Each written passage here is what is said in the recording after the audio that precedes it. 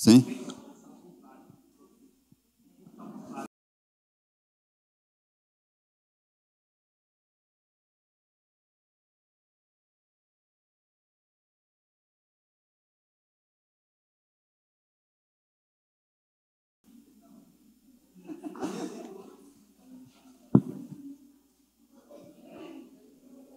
Deixa ele assim.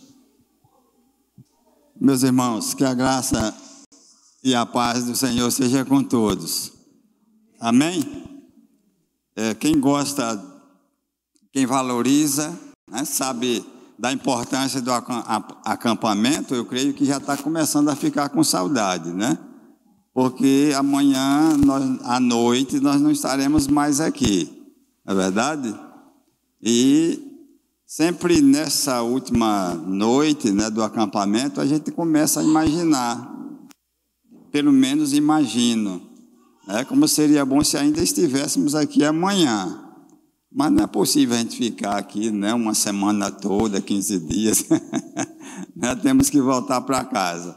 E o mais importante de tudo isso é exatamente nós meditarmos naquilo que aprendemos durante esse período aqui e levarmos, né, para a nossa vida prática. Isso é que é por demais importante. Voltarmos para as nossas atividades, para a nossa casa, né, bem melhor quando, né, aqui chegamos. E isso é por demais valioso para as nossas vidas. Nós vamos dar início ao nosso culto de louvor e adoração ao nosso Deus. Convido os irmãos a fazermos a leitura do Salmo 34. 34, de 1 a 8.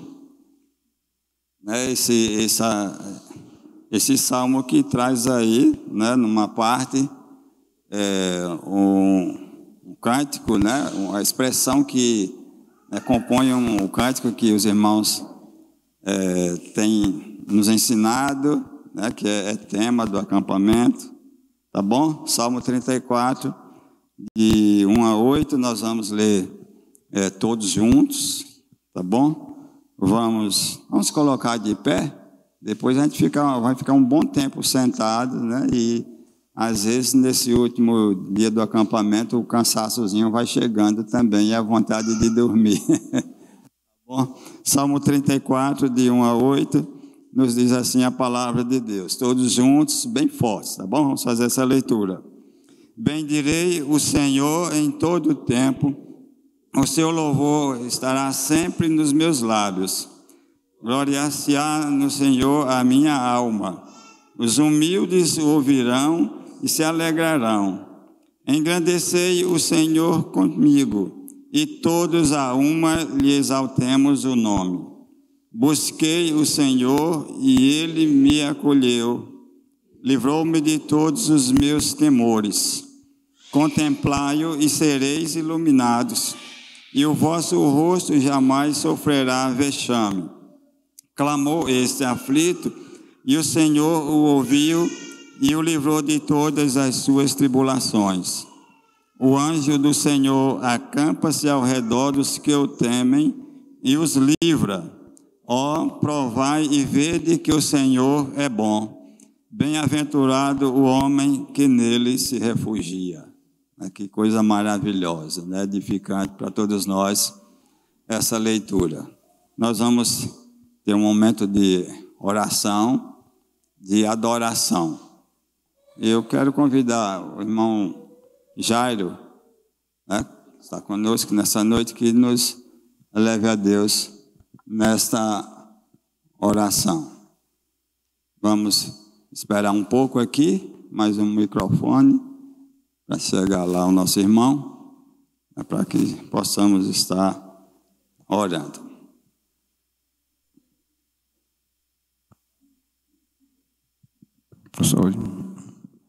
Senhor nosso Deus, Pai, nós somos alegres, Senhor Deus, estamos aqui nessa noite. Nós te pedimos desde já que o Senhor possa estar aceitando, Senhor Deus, todo o trabalho que vai ser colocado aqui, com o objetivo maior de honrar e glorificar o Teu nome. Nós te agradecemos, Senhor Deus, porque as Suas misericórdias, Senhor Deus, são a causa de não sermos consumidos. Nós te agradecemos, Senhor Deus, por mais oportunidade, Poderíamos estar, Senhor Deus, em qualquer outro lugar, mas estamos aqui nessa noite, porque o Senhor tem nos conduzido, com tua poderosa mão tem nos sustentado e tem nos dado, Senhor Deus, aquilo que de fato, de verdade precisamos, Senhor Deus, que é a tua palavra.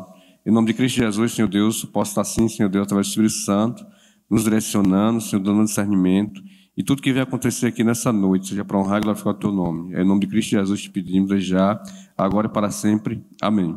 Amém. Podeis sentar, mesmo que os irmãos do louvor, né, solicite daqui a pouco que vocês levantem novamente. Vamos convidar aqui os irmãos, né, do grupo de música.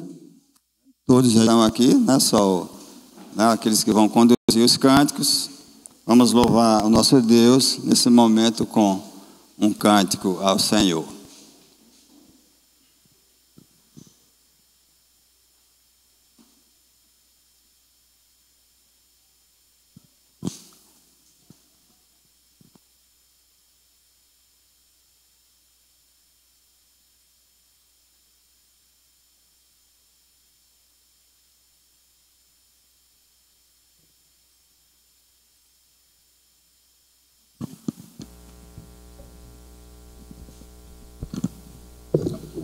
Boa noite, irmãos. Vamos nos colocar de pé mais uma vez.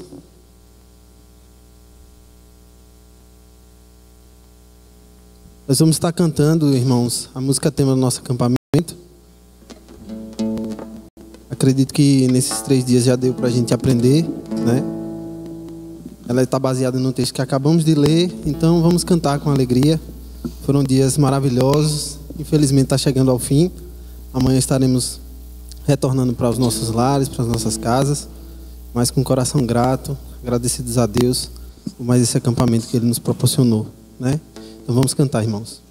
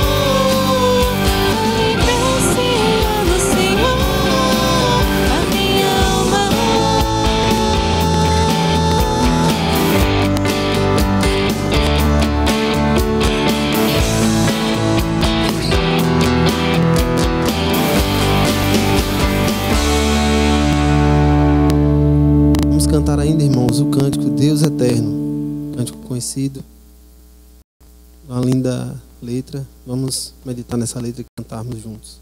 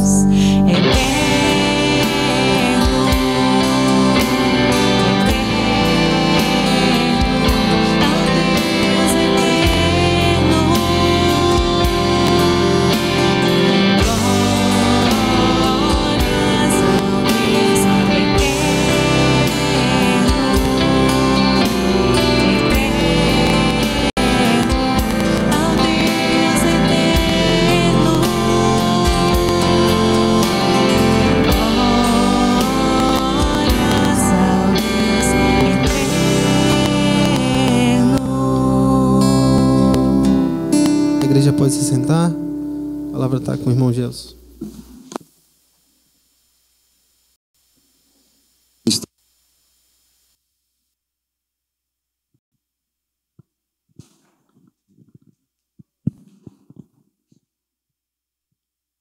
Meus irmãos, porque estás abatida, ó minha alma, né? O salmista ele tinha essa preocupação. E alegrar-se-á no Senhor a minha alma, né?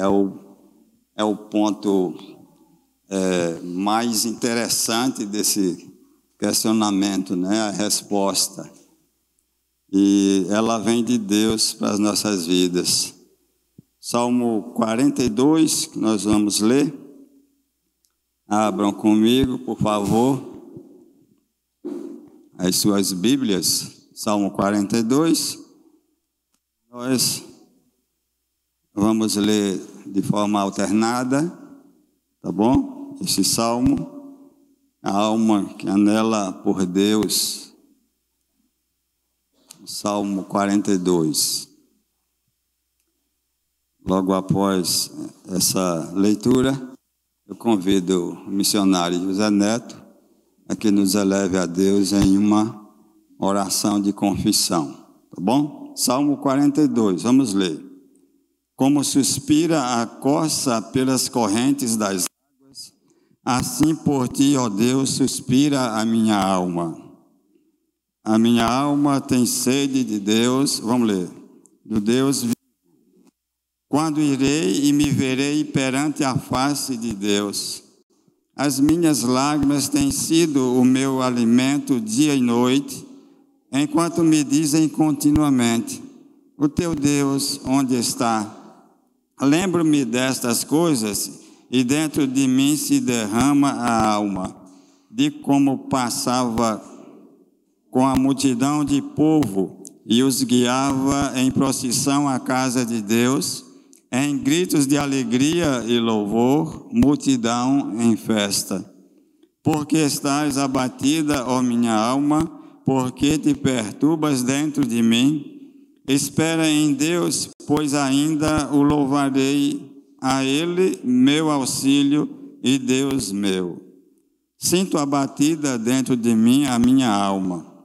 Lembro-me, portanto, de ti nas terras do Jordão, e no monte Hermon, e no outeiro de Mizar. Um abismo chama outro abismo ao fragor das tuas catadupas. Todas as tuas ondas e vagas passaram sobre mim. Contudo, o Senhor, durante o dia, me concede a sua misericórdia, e à noite comigo está o seu cântico, uma oração ao Deus da minha vida. Digo a Deus, minha rocha: por que te olvidaste de mim? Porque hei de andar eu lamentando sob a opressão dos meus inimigos. Esmigalham-se-me os ossos quando os meus adversários me insultam, dizendo: o teu Deus onde está? Porque estás abatida, ó minha alma, porque te perturbas dentro de mim. Espera em Deus, pois ainda o louvarei, a Ele meu auxílio e Deus meu. Há momentos na nossa vida que nós, quem sabe, não tenhamos condição de fazer uma descrição como essa aqui, né? Mas podemos parar e pensar sobre como estamos diante do Senhor. E a nossa alma, ela sente o peso, né, da nossa dificuldade de resolver os problemas, né, e chegar a um consenso diante da transgressão e do pecado que cometemos. Nós podemos, quem sabe, descrever uma série de questionamentos, né, fazendo essas perguntas, quem sabe, aqui do salmista. Mas o importante de tudo isso é que nós tenhamos consciência do nosso erro, do nosso pecado, da nossa transgressão, e que precisamos do perdão do Senhor, né, para que possamos nos conduzir de forma coerente, agradável a Deus, né, e fazermos as coisas conforme a sua vontade. O irmão José Neto vai estar orando ao nosso Deus. Vamos ter um momento, né, um rápido momento de oração e confissão, e o nosso irmão então vai estar orando ao nosso Deus.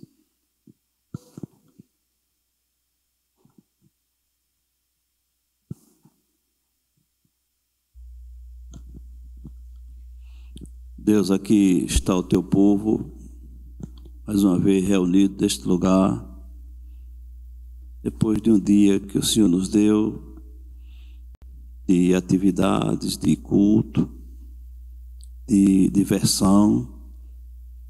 Nós estamos aqui, Deus, para glorificar o teu nome, pelo teu cuidado, pelo sustento, pelo alimento, e por tudo que o Senhor já fez por nós até aqui.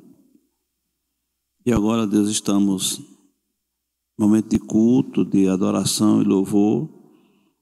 Estamos agora no momento de confissão, momento em que nós nos colocamos diante do Senhor, reconhecendo que não merecemos nem estar aqui, mas estamos pela tua graça, misericórdia, pela tua compaixão, que mais uma vez se renovou em nossas vidas durante esse dia. Estamos aqui, ó Deus, porque o Senhor é bom, porque o Senhor é um Deus perdoador, é um Deus que tem piedade do teu povo. Estamos aqui, Deus, porque o Senhor é todo amor. E obrigado, Deus, porque o Senhor nos dá sempre uma nova oportunidade, uma nova chance de confessar, de nos arrependermos e de nos quebrantarmos diante do Senhor. Por isso, Pai, que tua misericórdia se manifeste mais uma vez sobre nós. E nós rogamos assim o teu perdão e agradecemos desde já, em nome de Jesus, que morreu na cruz, derramando o seu sangue por nós. É em nome dele que nós oramos ao Senhor. Amém.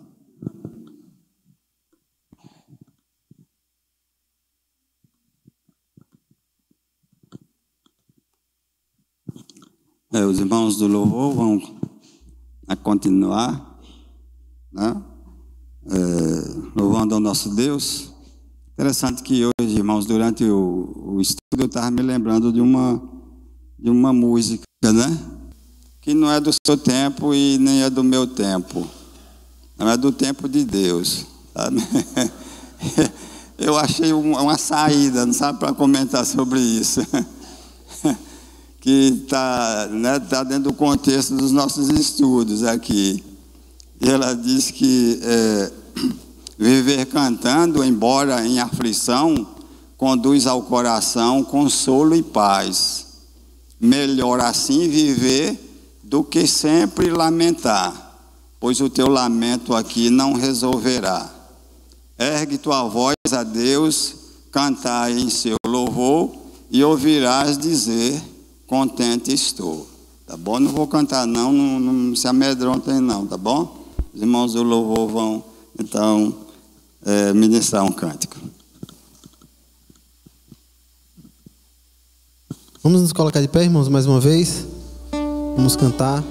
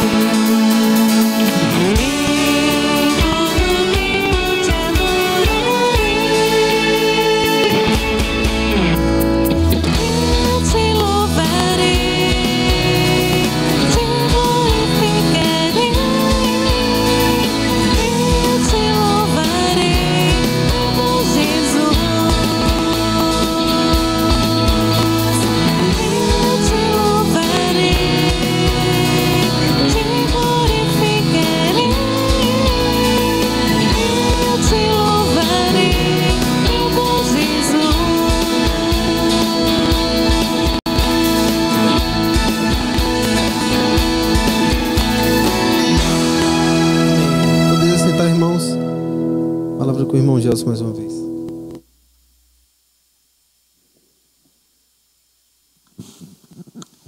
Meus irmãos, vamos passar a palavra ao pastor, né, para ministrar o estudo nesse momento.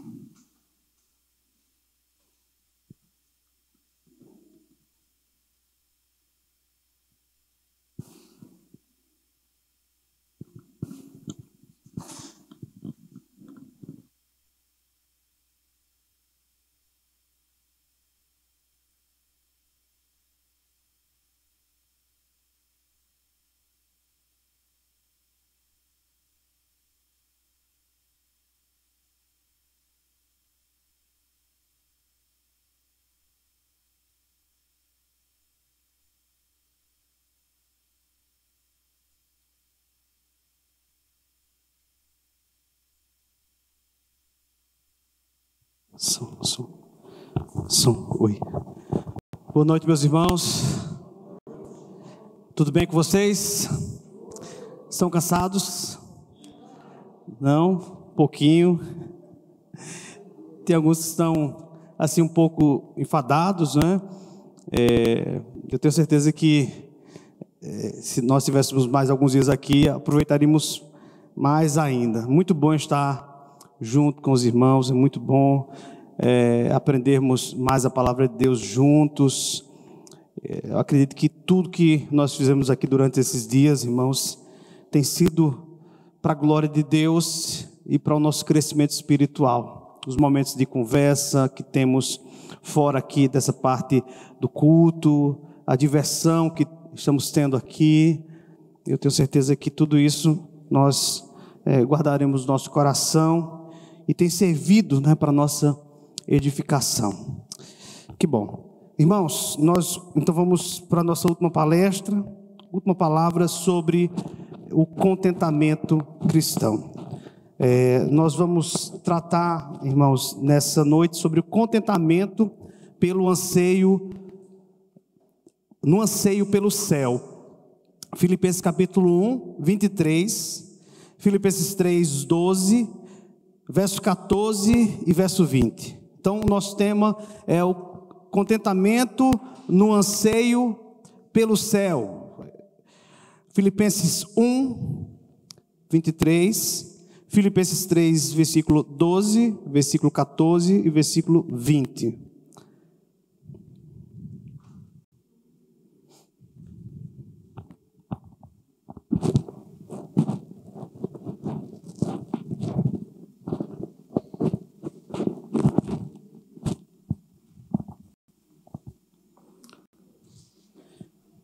Diz assim, irmãos, a palavra do nosso Deus.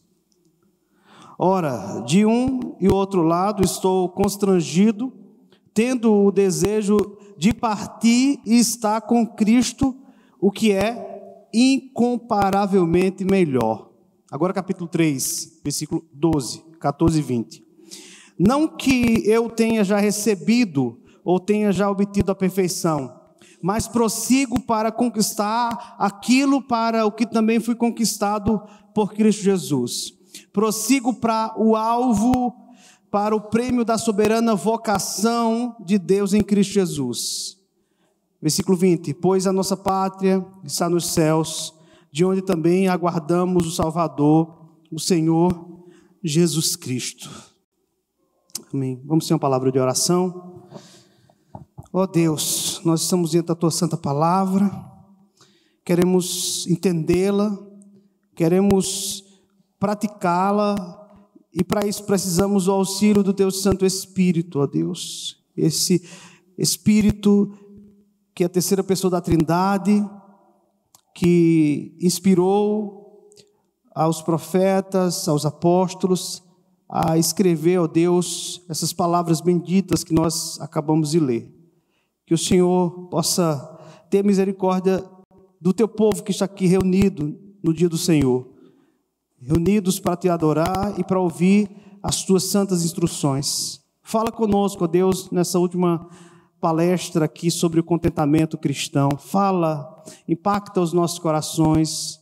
Sabemos que nessa hora o enfado do dia, das atividades, toma conta do nosso corpo, mas suplicamos a Ti, Senhor, revigora as nossas forças, que possamos dar toda a devida atenção à Tua palavra nesse momento, ó Deus, que somente ela fale aos nossos corações, e que eu diminua, e que Cristo seja visto nessa exposição, em nome de Jesus.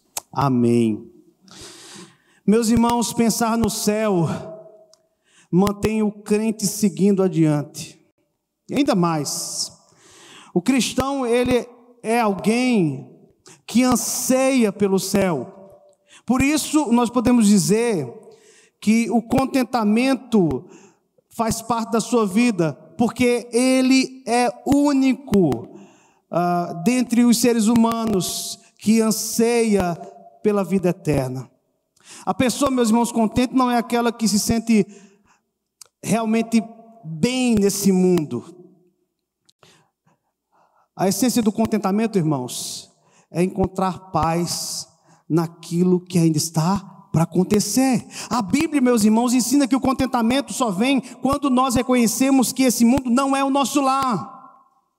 Eu sei que existem muitos crentes que estão tentando construir um céu aqui na terra. É bem verdade, meus irmãos, quando eu me refiro no céu, eu estou me referindo àquele momento que nós teremos por toda a eternidade na presença do nosso Deus, quando nos encontraremos com o Senhor Jesus Cristo, seja pela morte ou seja pela segunda vinda do Senhor Jesus. É claro que nós vamos reinar aqui na terra, mas quando eu falo em terra, fazendo a comparação com o céu, eu estou me referindo, meus irmãos, às coisas mundanas desse ambiente que nós vivemos. O crente, ele não está confortável nesse mundo caído. Se você está confortável nesse mundo caído, eu quero dizer para você nessa noite que existe algum problema com a sua comunhão com Deus, com a sua espiritualidade, porque nenhum crente verdadeiro pode achar que esse mundo caído como ele está é o nosso lar. Olhando aqui para a carta de Paulo aos Filipenses, irmãos, nós veremos como as considerações do apóstolo sobre o céu, bem como o seu desejo pelo céu, contribuíram para que ele alcançasse contentamento, apesar de todas as suas aflições. Paulo, ele diz aí em Filipenses 1:23, tendo o desejo de partir, veja, e estar com Cristo, o que é incomparavelmente melhor. Literalmente ele está dizendo, é muito, muito melhor. Ele está dizendo, é sem comparação. Ele está usando aqui um superlativo para enfatizar que o céu é superior a tudo. O céu é melhor, a glorificação é melhor. Estar com Cristo, com o corpo de glória, meus irmãos, é melhor. Ver a Jesus glorificado, desfrutar da sua companhia é eternamente melhor. Estar na casa do Pai, onde não há mais dor, onde não haverá mais lágrimas, não haverá mais luto, é superior a tudo. É isso que Paulo está dizendo aqui. Dentro disso, irmãos, nós podemos dizer que a suprema esperança de todos nós, cristãos, é cultivar em nosso coração esse desejo pela eternidade. A nossa esperança é que nós sabemos para onde nós iremos. Por isso, nós precisamos cultivar o contentamento no anseio pelo céu. Esse é o nosso tema. Então eu pergunto a vocês aqui, eu começo fazendo uma pergunta a vocês: como cultivar esse contentamento no anseio pelo céu? Como é que nós podemos cultivar? Veja, primeiro, o cristão contente, ele reconhece que sua cidadania não está aqui, está no céu. Irmãos, olhemos aqui um pouco para o contexto da carta aos Filipenses, porque a noção de cidadania era muito importante para esses homens e mulheres que viviam na cidade de Filipos. A cidade de Filipos era uma colônia romana, era uma colônia que desfrutava de privilégios, de um status especial com o Império Romano. Os cidadãos de Filipos eram cidadãos romanos e a cidade valorizava essa posição privilegiada. Eles se orgulhavam de serem chamados de romanos. Nós somos cidadãos romanos. Filipos, irmãos, se espelhava em Roma em muitos aspectos, a ponto de muitos se referirem a essa cidade aqui como a Roma em miniatura. É significativo, irmãos, então, que Paulo use aqui a linguagem de cidadania nessa carta. Ele diz que os cristãos filipenses deveriam viver como cidadãos de modo digno, ou, em algumas versões, por modo digno do Evangelho. Ele diz também que os cristãos filipenses deveriam prosseguir com esse objetivo. Esse verbo aqui usado nos versículos 12 e 14, meus irmãos, do capítulo 3, tem um sentido de esforço intenso. Ele diz: prossigo, vocês devem prosseguir nisso. Antigamente, irmãos, Paulo, ele perseguia os crentes. Agora, veja, o que é que Paulo persegue? E aqui a palavra é como se ele fosse um caçador. Ele persegue aqui a vocação de uma vida em Cristo. Paulo, ele diz: prossigo para o alvo.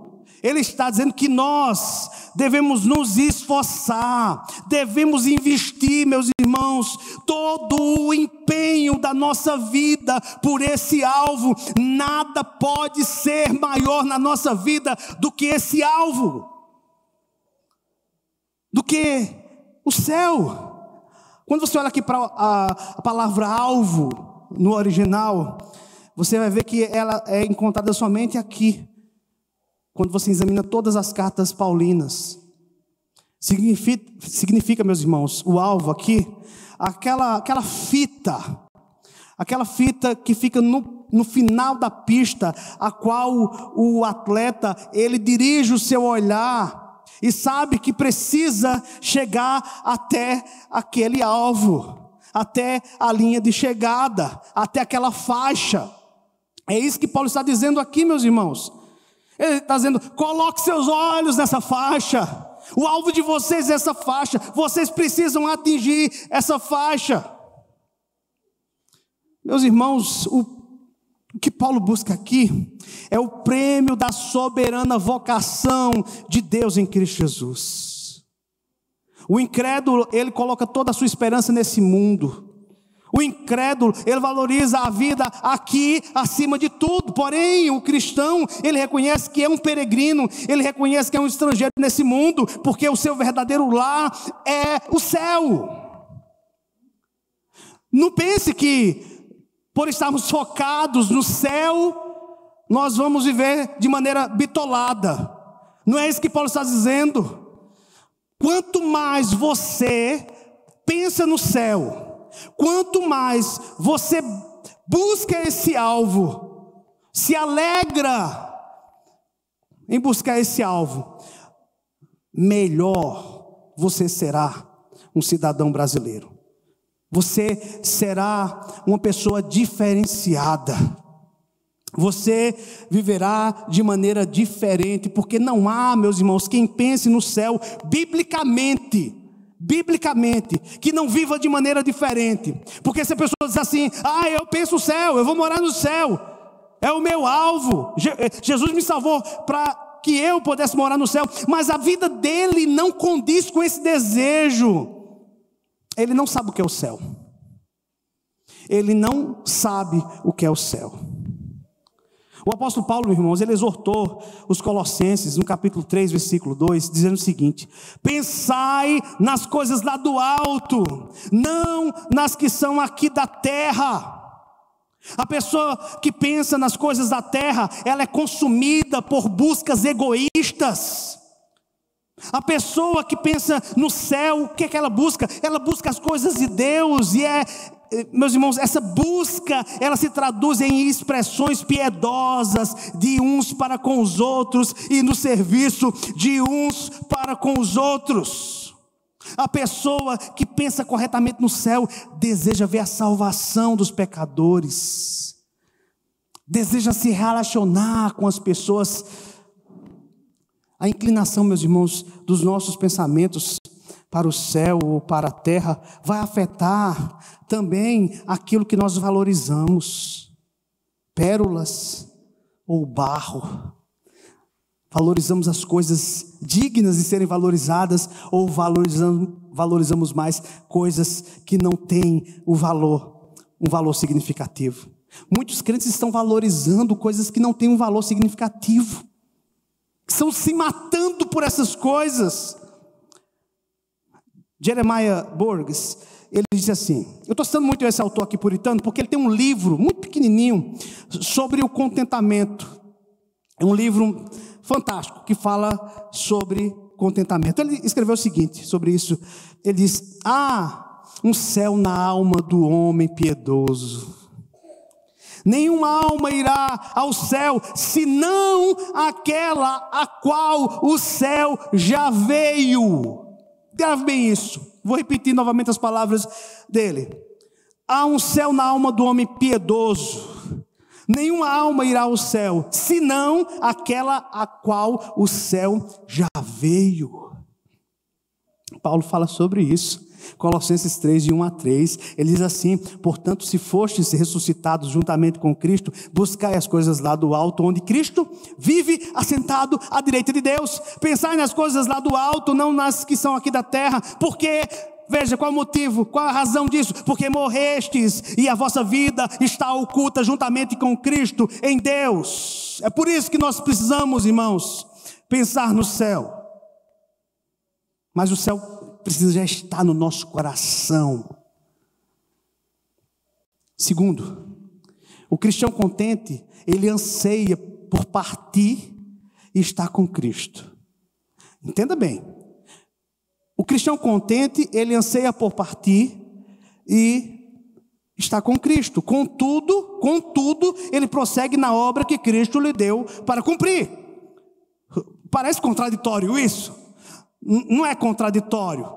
Veja, o desejo de Paulo pelo céu determinava sua vida de serviço aqui na terra. Eu quero que vocês acompanhem comigo aqui a leitura de Filipenses 1, 18 a 26. Observe isso, certo? Eu só vou ler aqui o que Paulo fala sobre isso. Ele diz assim: sim, sempre me regozijarei, porque estou certo de que isso mesmo, pela vossa súplica e pela provisão do Espírito de Jesus Cristo, me redundará em libertação, segundo a minha ardente expectativa e esperança, de que em nada serei envergonhado. Antes, com toda a ousadia, como sempre, também agora será Cristo engrandecido no meu corpo, quer pela vida, quer pela morte. Porquanto para mim o viver é Cristo e o morrer é lucro. Entretanto, se o viver na carne traz fruto para o meu trabalho, já não sei o que é de escolher. Ora, de um e o outro lado estou constrangido, tendo o desejo de partir e estar com Cristo, o que é incomparavelmente melhor. Mas por vossa causa é mais necessário permanecer na carne, e convencido disto, estou certo de que ficarei e permanecerei com todos vós, para o vosso progresso e gozo na fé, a fim de que aumente quanto a mim o motivo de vos gloriardes em Cristo Jesus, pela minha presença de novo convosco. Meus irmãos, essa convicção de Paulo aqui afetava o modo como ele enxergava a sua vida nesse mundo. Se continuar na carne, isso significaria fruto para o reino de Deus. O fato, meus irmãos, de que a vida é Cristo, levou Paulo a fazer o quê? Levou Paulo a buscar o que era melhor para a igreja. Embora seu desejo mais profundo era partir e estar com o Senhor Jesus Cristo, ele reconheceu que no momento seria mais importante, mais necessário, não importante, mas necessário, que ele permanecesse nesse mundo, que ele continuasse a trabalhar em favor da igreja.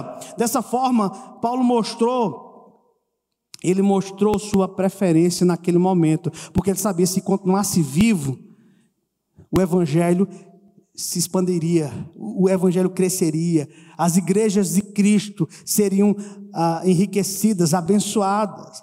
Irmãos, isso nos ensina que a natureza cristocêntrica da vida e dos desejos de Paulo, veja, levaram Paulo a ser um servo fiel. Eu vou repetir isso para que fique no seu coração. Isso nos ensina que a natureza cristocêntrica da vida uma vida centrada em Cristo. Os desejos de Paulo, que era em prol do Evangelho, levaram ele a ser um servo fiel na terra. Veja, qual é o objetivo de Paulo? Irmãos, o objetivo de Paulo é que Cristo seja engrandecido com sua vida ou com sua morte. O desejo de Paulo é que Cristo seja magnificado, é que Paulo seja glorificado em seu corpo. Paulo quer isto, irmãos, mais do que tudo na sua vida. Quer ele viva ou ele morra, na vida ou na morte. Qual é a missão de Paulo? Magnificar.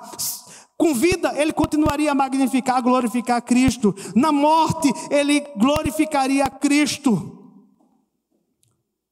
Hoje as pessoas costumam apresentar vários motivos para quererem ir para o céu. Muitos querem ir para o céu para fugir dos problemas. Muitos querem ir para o céu para fugir das contas que tem para pagar, não é, na terça-feira, não é, o boleto do cartão, aquela dívida, aquele problema para ser resolvido. Muitas pessoas querem ir para o céu porque querem fugir do casamento. Muitos querem ir para o céu porque estão cansados dos seus filhos. Muitos querem ir para o céu porque não aguenta mais os irmãos na igreja, não aguenta mais o pastor, não aguenta mais os presbíteros, os diáconos. Eles querem ir para o céu. Irmãos, isso está errado. Você deve desejar estar com Cristo, porque sabe que Ele é o amado da sua alma, porque você sabe que Ele é a fonte da sua felicidade, porque você sabe que Ele é a sua vida. O cristão, ele anseia pelo céu, porque já conhece a doçura da comunhão com Cristo na terra. O céu já está na alma do crente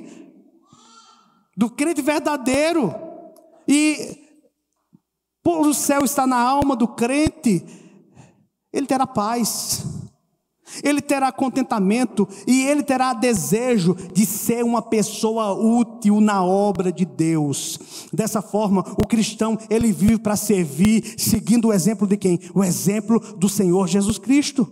Meus irmãos, é isto que a morte proporciona para os cristãos. Se a vida proporciona o serviço, a morte, o que é que ela vai proporcionar para a gente?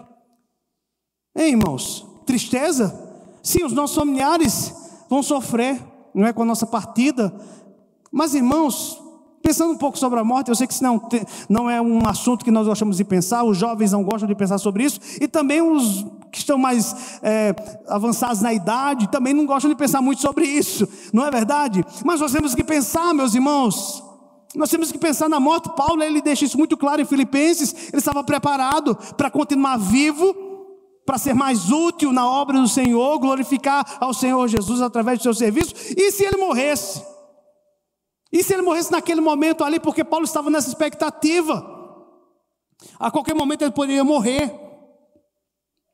Então ele disse: olha, se eu morrer, eu vou partir, mas eu sei para onde eu vou.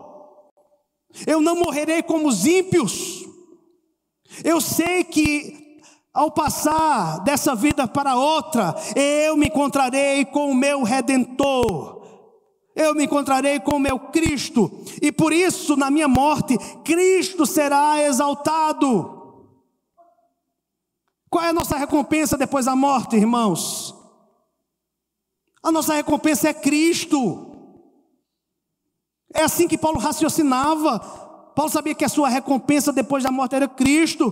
Quando nós então pensamos assim, veja, quando nós raciocinamos assim, o Senhor Jesus Cristo, Ele será glorificado na nossa morte. E o mesmo se aplica à vida. Nós magnificamos a Cristo na vida quando nós vivenciamos Cristo, meus irmãos, como nosso maior, supremo tesouro. É isso que Paulo quer dizer aqui no verso 21, quando ele diz: para mim o viver é Cristo e o morrer é lucro. Ele diz no versículo 8 aí de Filipenses capítulo 3: tenho também como perda todas as coisas pela excelência do conhecimento de Jesus Cristo, meu Senhor, pelo qual sofri a perda de todas essas coisas e as considero como refúgio para que possa ganhar a Cristo. Irmãos, A questão que Paulo apresenta aqui é que a vida e a morte, para o cristão, são atos de adoração. Tanto a vida quanto a morte do crente verdadeiro exaltam a Deus. Cristo é louvado na morte ao ser estimado mais do que tudo. Cristo ele é glorificado quando nós estimamos mais a Ele do que a própria vida. E Cristo é mais glorificado em nossa vida quando nós estamos mais satisfeitos nele antes da morte, como nós falamos na primeira palestra.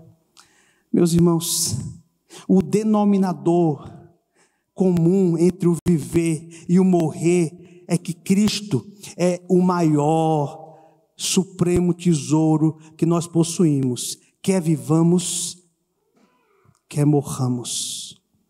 Ele é o nosso maior tesouro, tanto para a vida como para a morte. Isso é um processo.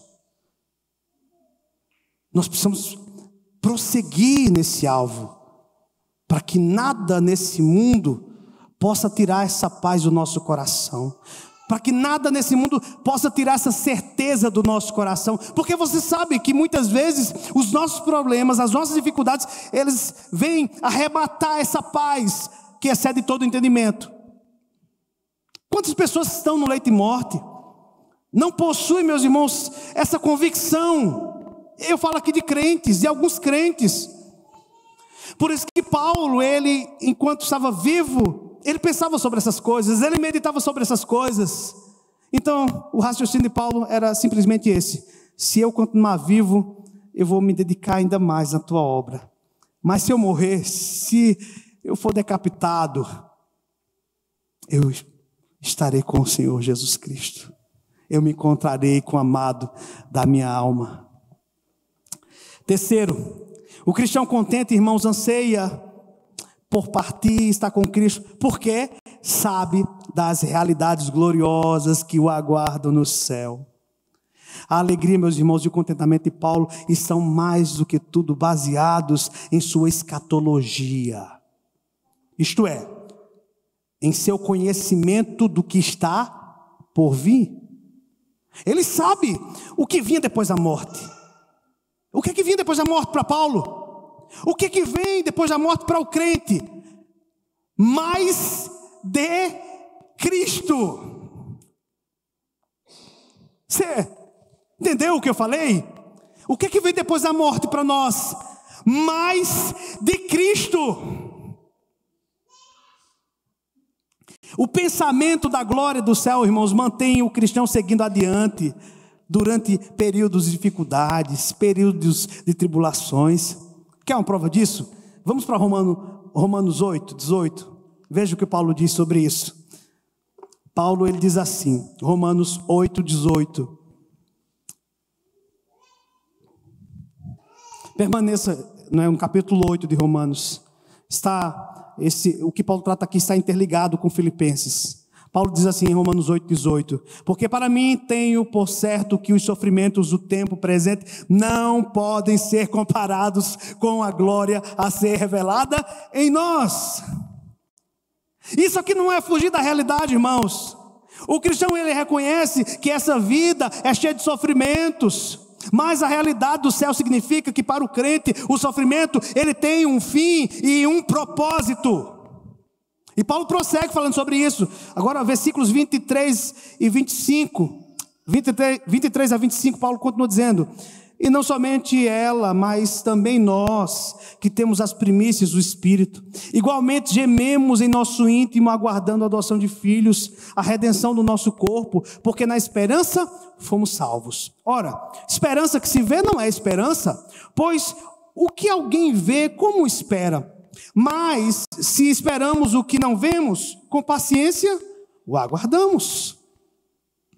O crente, ele tem esperança por causa da obra consumada de Cristo, irmãos. O crente tem esperança por causa das promessas de Deus, de que realidades gloriosas o aguardam após a morte física. Realidades gloriosas nos aguardam depois da morte. Agora vá para 2 Coríntios 4. Veja que Paulo comenta aqui algo semelhante. 2 Coríntios 4. Veja. Eu preciso ler esse texto aqui. Eu já estou quase concluindo, irmãos. Eu preciso ler para vocês essa parte aqui de Coríntios. 2 Coríntios 4, 16. Vamos até o 5. Diz assim: por isso não desanimamos. Pelo contrário, mesmo que o nosso homem exterior se corrompa, contudo o nosso homem interior se renova dia em dia, porque a nossa leve e momentânea tribulação produz para nós eterno peso de glória. Grave bem isso aí. Grave bem isso, porque nossa leve e momentânea tribulação produz para nós eterno peso de glória. Vamos repetir comigo? Porque a nossa leve e momentânea tribulação produz para nós eterno peso de glória, acima de toda comparação, não atentando nós nas coisas que se veem, mas nas que se não veem, porque as que se veem são temporais, e as que se não veem são eternas. Sabemos que se a nossa casa terrestre desse tabernáculo se desfizer, temos da parte de Deus um edifício, casa não feita por mãos, eternas nos céus. E por isso nesse tabernáculo gememos, aspirando por sermos revestidos da nossa habitação celestial, se todavia formos encontrados vestidos e não nus, pois na verdade os que estamos nesse tabernáculo gememos angustiados, não porque queremos ser despidos, mas revestidos, para que o mortal seja absolvido pela vida. Ora, foi o próprio Deus quem nos preparou para isto, outorgando-nos o penhor do Espírito. Temos, portanto, sempre bom ânimo, sabendo que, enquanto no corpo, estamos ausentes do Senhor, visto que andamos por fé e não pelo que vemos. Entretanto, estamos em plena confiança, preferindo deixar o corpo e habitar com o Senhor. É por isso também nos esforçamos, quer presentes, quer ausentes, para lhe sermos agradáveis. Irmãos, esse era o pensamento de Paulo sobre a vida e sobre a morte. Quando o fim está garantido, o cristão, ele é capaz de enfrentar as maiores provações da vida, por saber que Deus está no controle e que sua vida está escondida com Deus em Cristo Jesus. A nossa vida, meus irmãos, está escondida com Deus em Cristo Jesus. Naturalmente, irmãos, se esse mundo é tudo que existe, como muitos acreditam, não há alternativa a não ser se procurar a paz naquilo que esse mundo oferece. Se a nossa vida acaba com a morte, então nós temos que correr à procura dessa paz que o mundo oferece. Mas, infelizmente, irmãos, essa paz que o mundo oferece, essa paz que as drogas oferecem, essa paz que o dinheiro oferece, essa paz que o sexo oferece, essa paz que as coisas mundanas desse mundo oferecem, são todas passageiras. Um homem que teve toda a riqueza que nenhum outro homem teve na face da terra, um homem que teve 1000 mulheres, isso não é bonito, mas esse homem buscou todos os prazeres. Esse homem, ele tinha toda a sabedoria do mundo em suas mãos. Quem é esse homem? Salomão. E o que é que ele escreveu sobre isso? Tudo é vaidade. Jovens, todas essas coisas são vaidades. Tudo que há no mundo é vaidade. Tudo passa. E no final, quando Salomão estava velho, depois de ter quebrado a lei de Deus, depois de ter até sacrificado seus filhos, os filhos que ele teve com essas mulheres, ele sacrificou Moloque. No final da sua vida ele se arrependeu. Quando ele olhou para trás, ele disse: o que é que eu fiz a minha vida? Eu possuí tudo, e o que é que eu descobri? Qual foi a conclusão? Tudo é vaidade, tudo é correr atrás do vento. Então, aqueles que têm os seus olhos nas coisas desse mundo, correm atrás de uma paz que nunca conseguirão alcançar. O cristão, porém, não olha para as coisas que se veem, mas para as que não se veem. Ele fixa os seus olhos no céu, reconhecendo que as aflições dessa vida só o estão preparando para um eterno peso de glória acima de toda comparação. O crente verdadeiro anseia pelo céu, e o seu anseio significa contentamento nessa terra. Meus irmãos, quando Paulo ele afirma que suas tribulações são leves, aqui em 2 Coríntios capítulo 4, ele não quer dizer que sejam fáceis.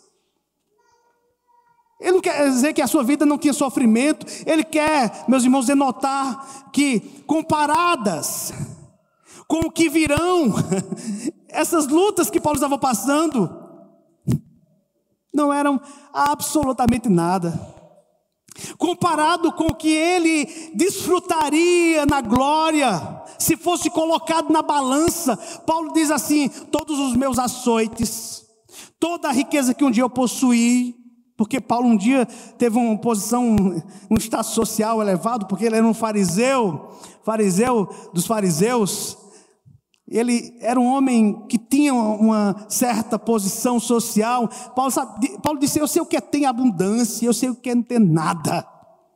Então, se Paulo colocasse na balança o seu status de fariseu, a sua influência, o seu conhecimento, Paulo diz: olha, se eu colocasse na balança tudo isso e comparasse com a eternidade,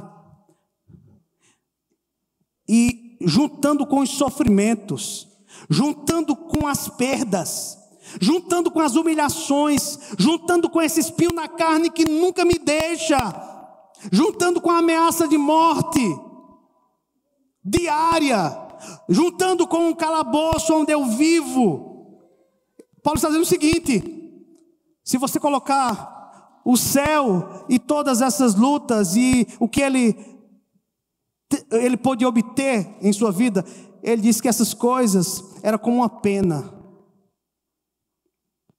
comparados com a glória que ele desfrutaria. Então, tudo que você passa e vai passar um dia é como uma pena comparado com a glória que nós desfrutaremos, meus irmãos. Por isso que ele diz: porque para mim tenho por certo que os sofrimentos no tempo presente não podem ser comparados com a glória a ser revelada em nós. Por isso que ele diz: nós não estamos desanimados, porque minhas tribulações são leves comparadas com a glória. Paulo, ele não se desanima, porque sua tribulação realmente produz nele um eterno peso de glória acima de toda comparação, porque é no meio da tribulação que ele pensa com maior intensidade sobre o céu, sobre a vida eterna. Por isso, meus irmãos, que o meu conselho para vocês essa noite é que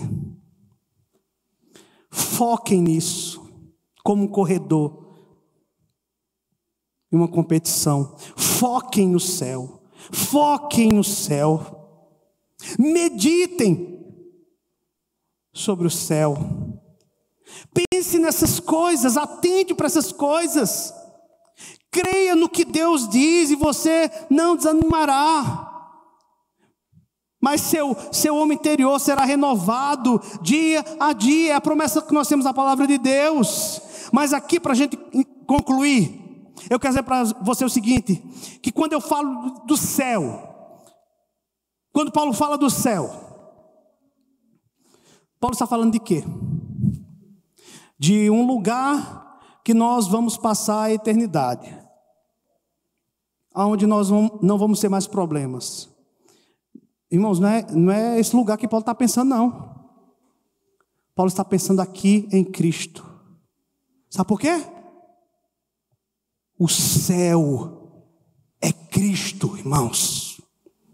Nós não desejamos apenas um lugar para passarmos a eternidade. Nós desejamos uma pessoa gloriosa que satisfaz a nossa alma, meus irmãos.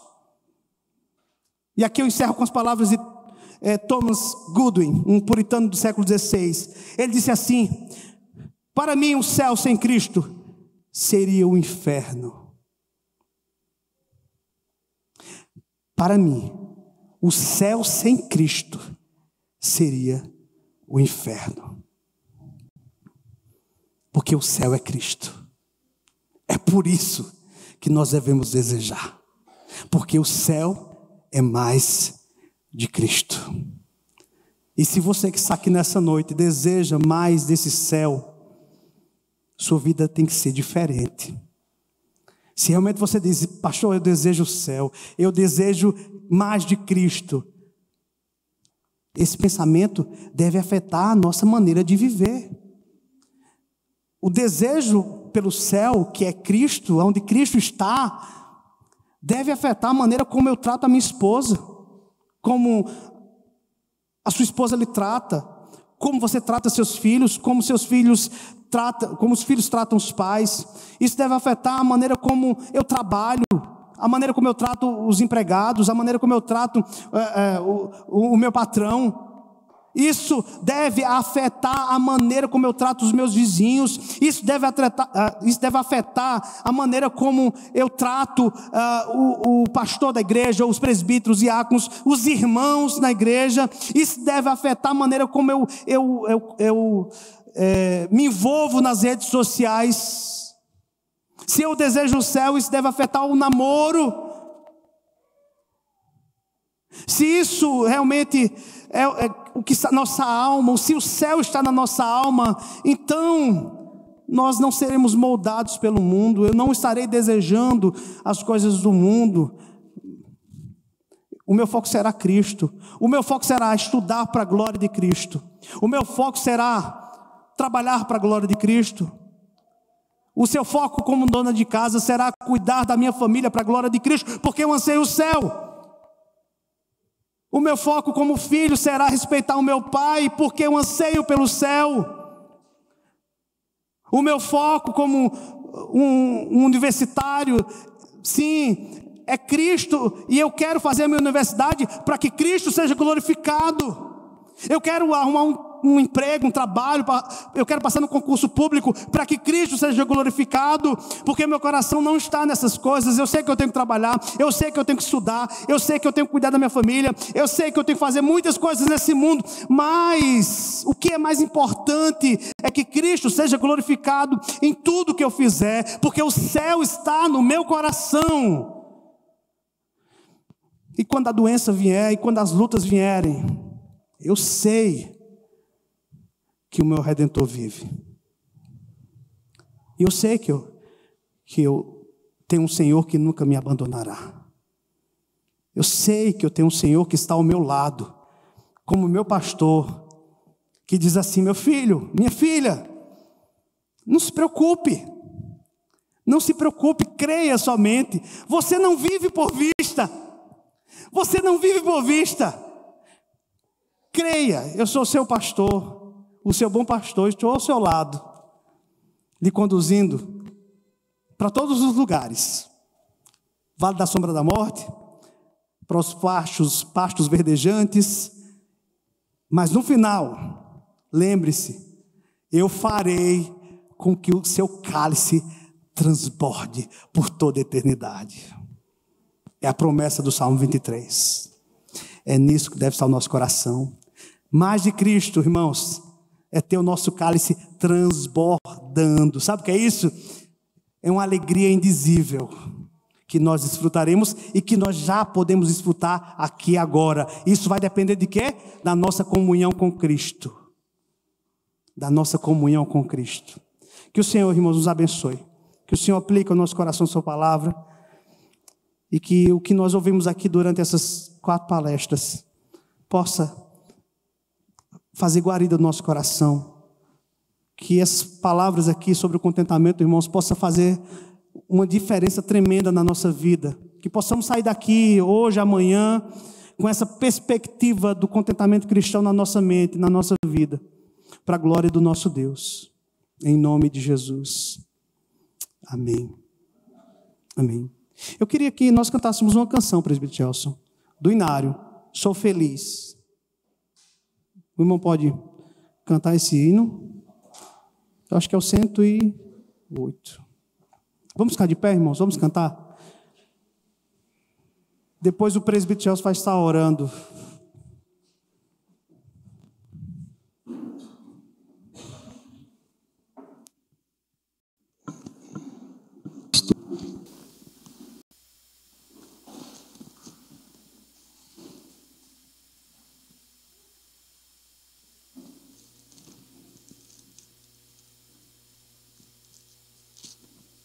Hino de número 108, Aflição e Paz.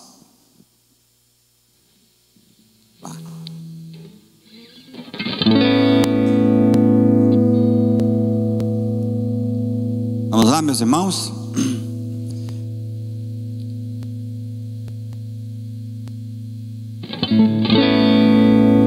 Seja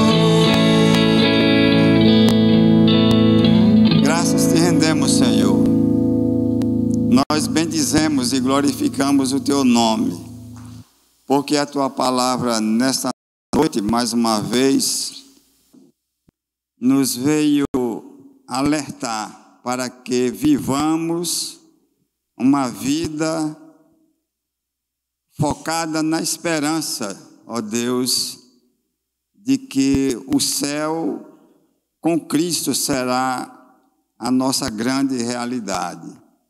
Será a razão, ó Deus, daquilo que o Senhor tem nos mostrado através da tua palavra. E como é bom, ó Deus, termos essa certeza, termos um coração grato pelo que o Senhor tem nos proporcionado, pela alegria, ó Deus, pelo contentamento, pelo prazer de observar a tua palavra a cada dia, ó Pai, para que possamos nos fortalecer sempre e continuarmos no propósito de te servirmos melhor.